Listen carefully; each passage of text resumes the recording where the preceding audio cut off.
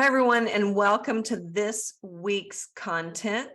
We're looking at when staff becomes family and how to set healthy boundaries in these relationships.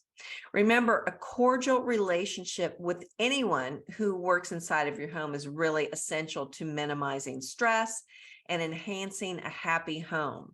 Really, everyone should strive to have peaceful, pleasant, and respectful relationships.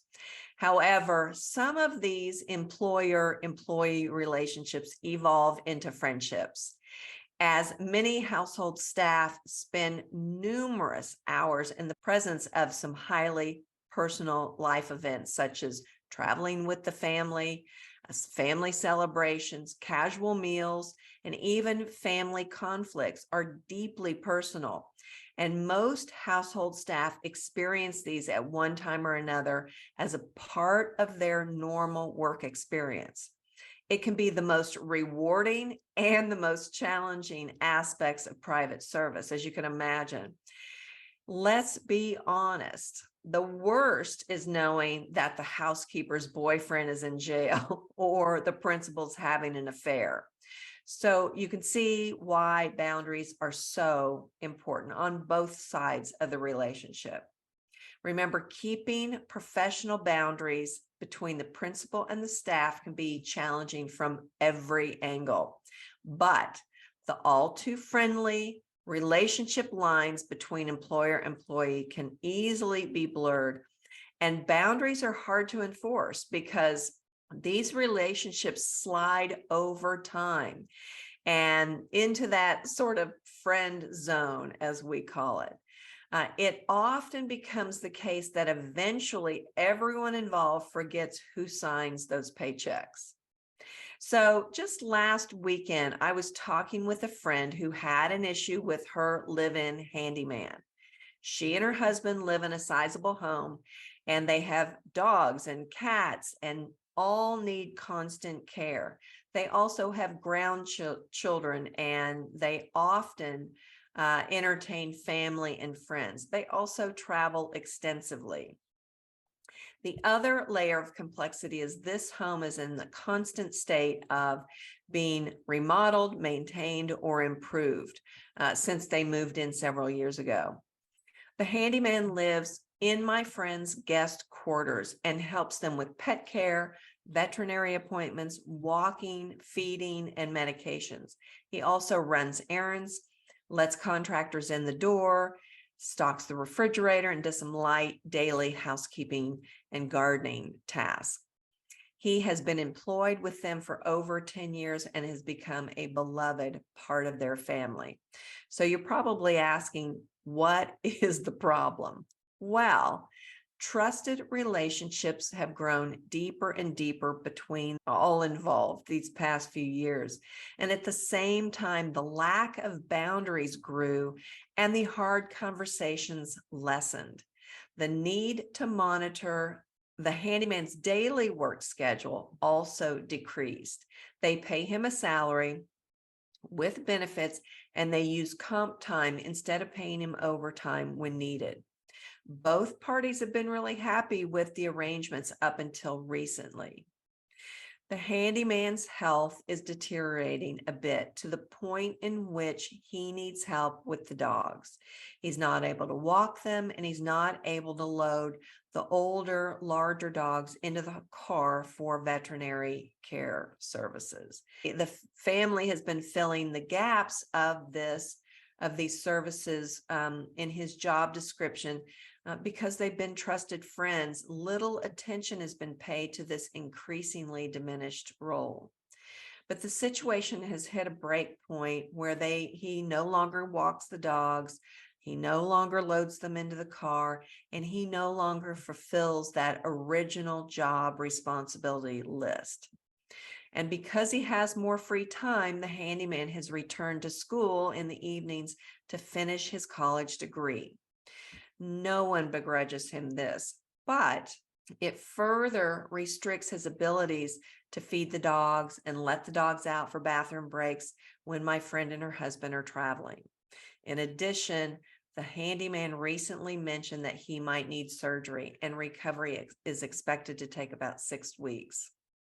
My friend loves and cares for her handyman, and she wants him to stay. However, she realizes additional help is now required, and she's unhappy with the extra expense and the effort it's going to take to coordinate everyone's schedules. Above all, they fear that the handyman's role may be diminished further after surgery, to the point of needing to replace him. And the thought of asking him to move out and find employment elsewhere when he's vulnerable is unsettling. And they are conflicted between what's doing best for everyone. Although they've got a written agreement with a list of duties, my friend acknowledged that they may need to be more mindful about regular visits and discussing their original expectations and the compensation. She now feels uncomfortable about addressing her family's needs with this impending surgery. So it's essential to realize that whether you have live-in staff or not, you must recognize the job description, the family needs, and the staff's ability to perform these responsibilities constantly evolve, especially over a 10-year time frame. Regularly scheduled staff reviews are the best course for addressing these ordinary course of any employment for anybody. But remember, the only reason you have staff at your home is to make your life easier. But communicating those needs and revisiting performance is best and kindest to evolve those expectations over time. So I'm going to give you 6 additional suggestions for successful boundaries, outlining performance expectations, and tracking accountability with household staff. The first one, and this sounds self-serving, but everybody that has household staff needs a household management system. This allows you to define the needs of the home and the homeowners, assign those tasks to your staff, and schedule all of those expectations with the frequency that those tasks need to be completed. Once this 12-month maintenance calendar is prepared, and you've put together your household protocol and your mechanical maintenance history, then you'll have all the tools and information for your team to be successful with known expectations. And if you have staff turnover, this system will provide a crucial information to help onboard new staff members. It keeps you out of the hamster wheel of always trying to figure this out and always trying to retrain and retrain, especially when you've got staff that don't stay. The second suggestion is to call an HR or family law attorney who specializes in household staffing issues. Use them to draft work documents and employment agreements to outline these relationships, the work expectations, and the legal compensation to keep your liability low. You'll need to address any issue that my friend is dealing with related to this long-term staff absence related to surgery. Number 3, hire an HR outsourcing company to handle employee benefits like long-term disability, retirement benefits, health insurance, and payroll. They'll also provide guidelines to keep compensation legal by paying per state and federal guidelines. The fourth suggestion, communicate with your staff often. I suggest addressing work schedules, new requests, change expectations weekly at a minimum. You'll also want to include teamwork and training discussions and scheduling.